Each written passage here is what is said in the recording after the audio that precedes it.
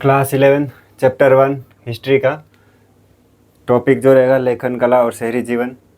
Chapter 1 जो इसका है नाम, और शहरों में माल की आवाजाही ये टॉपिक है। ठीक है ना।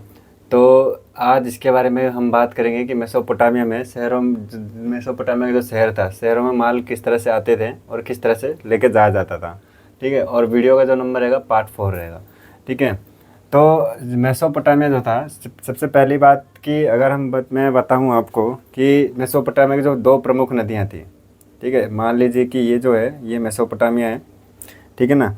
और यहाँ की जो दो प्रमुख नदियां थी, एक दजला नदी और दूसरी जो थी फरात नदी। ठीक है। दजला नदी और फरात नदी, ये कौन सी थी? दजला नदी, दजला नदी। और ये जो दूसरी ये कौन सी है? फरात है। ठीक है ना। तो फरात नदी। मेसोपोटामिया में इन दोनों नदियों के माध्यम से क्या होता था? यातायात होता था। ठीक है। यहाँ से व्यापार होता था, माल की आवाजाही किया करते थे। दूसरा चीज़ अगर मैं बताऊँ आपको, पहला चीज़ तो ये होगा कि व्यापार जो होता था व्यापारिक मार्ग के रूप में दजला और फरात नदियों का प्रयोग करते थे। दूसरा चीज़ माल ये मंगवाते थे। ठीक है। यहाँ पे मेसोपोटामिया में जो था, खनिज संसाधन की कमी थी। खाद्य संसाधन तो भरपूर मात्रा में थे, लेकिन खनिज संसाधन क्या थी? कमी थी। जिसके लिए ये सब क्या करते थे? बाहर के देशों से वस्तु विनिमय प्रणाली करते थे। ठीक है। वस्तु के बदले वस्तु देते थे। लेकिन अब ये भी सोचने वाली बात है कि उस समय में क्या था कि ऐसी प्रणाली के लिए एक विनिमय का माध्यम होना चाहिए, है ना। कि भाई मान लीजिए कि अगर ये दाल वगैरह का दे रहे हैं दूसरे देशों को खनिज संसाधन में, और खनिज संसाधन ले रहे हैं और खाद्य संसाधन दे रहे हैं। ठीक है। जैसे कि मैंने यहाँ पे आपको बताया था, जो खजूर था और मसूर, मटर, है ना, ये इसके बदले में क्या दे रहे हैं? इसके बदले में बाहर से जो खनिज संसाधन ले रहे हैं, पत्थर ले रहे हैं, सोना चांदी जो भी चीज़ें ले रहे हैं, तो अब इन दोनों की कीमत तो निर्धारित करनी चाहिए ना।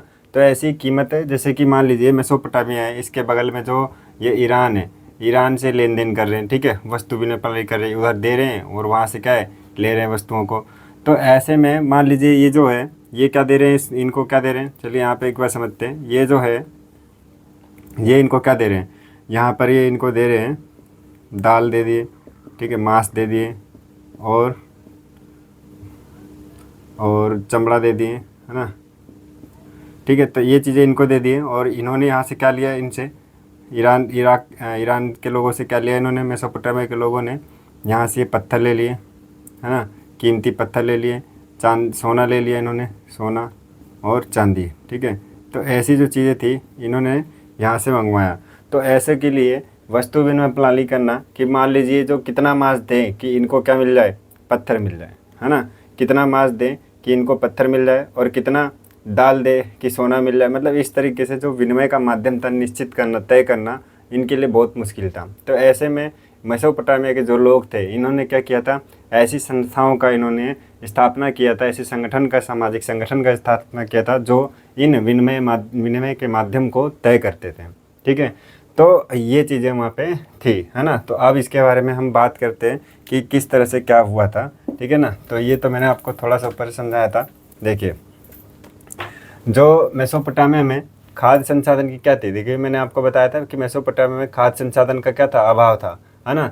दक्षिण के भाग में औजार, मुहर, आभूषण बनाने के लिए पत्थर की कमी थी। तो अभी अभी मैंने जो तुम्हें बताया कि मान लीजिए जो मेसोपोटामिया है ना, ये दजला नदी और ये फरात नदी, तो ये जो दक्षिण के भाग थे, इस दक्षिण के भाग में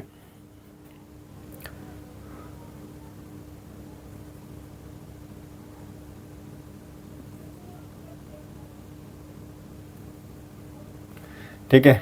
तो उरुक मारी और ये बेबीलोनिया है ना। उरुक मारी और ये बेबीलोनिया है, सॉरी, उरुक बेबीलोनिया और मारी है, यहाँ लिख देता हूँ मैं, मारी बेबीलोनिया।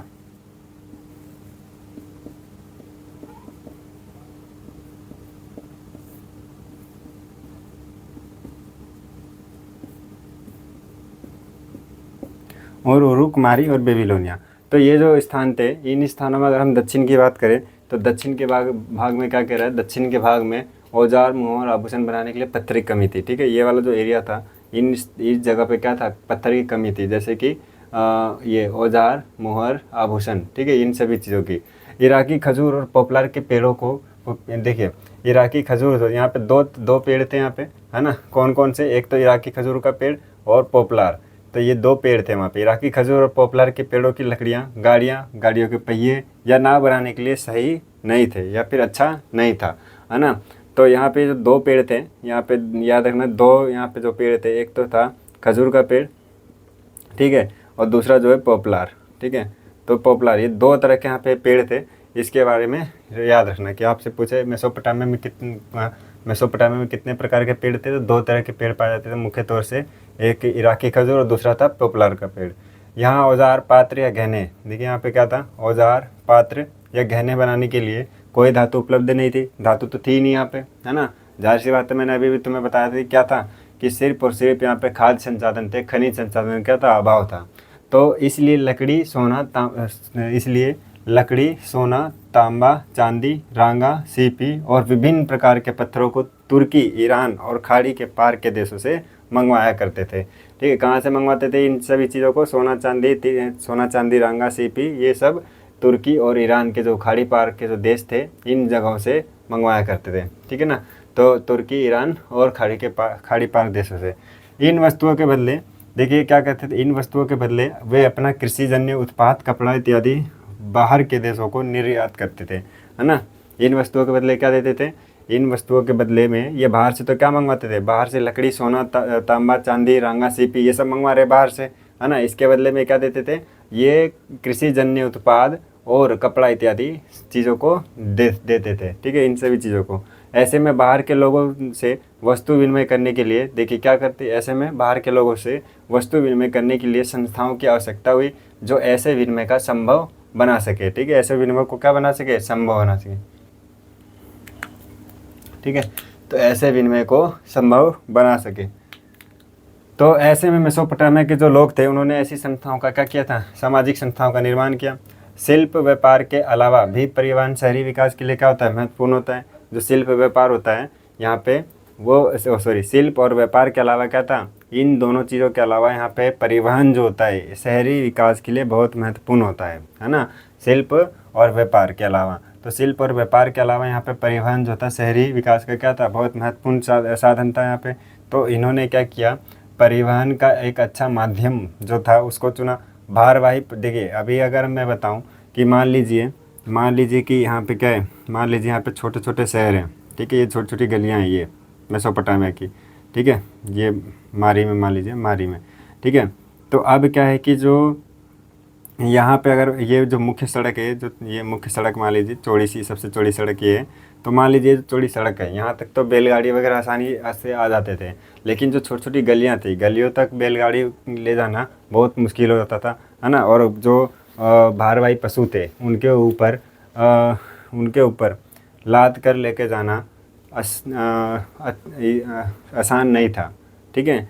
तो इसलिए क्या करते थे कि इन्होंने परिवहन का एक अच्छा माध्यम चुना। एक और चीज़ मैं आपको बताना चाहता हूँ यहाँ पे कि जो लकड़ी थी, लकड़ी में क्या चीज़, पोपलार और खजूर का पेड़, ये लकड़ी इसकी अच्छी बिल्कुल भी नहीं थी और इससे पहिया नाव बनाने के लिए इसमें उपयोग में नहीं लाया जाता था, ठीक है, क्योंकि इसका क्वालिटी बहुत ही ख़राब था, ठीक है। इसलिए ये सब क्या करते थे मेसोपोटामिया के लोग, लकड़ी भी बाहर से मंगवाते थे, ठीक है ना। ये कहीं आप सोचो कि भाई पेड़ तो थे यहाँ पे दो, है ना, तो लकड़ी बाहर से क्यों मंगवाते थे, तो लकड़ी इसलिए मंगवाते थे क्योंकि खजूर और पॉपुलर के पेड़ की जो लकड़ियाँ थी, ये नाव बनाने के लिए या फिर गाड़ी के पहिए बनाने के लिए प्रयुक्त नहीं थी, ठीक है, अच्छी नहीं थी, ठीक है ना। तो अब वापस टॉपिक पे आते हैं कि भारवाही पशुओं के पीठ पर काट कोयला ले जाना बहुत कठिन होता था और इनके चारे व स्वास्थ्य का भी ध्यान रखना पड़ता है ना।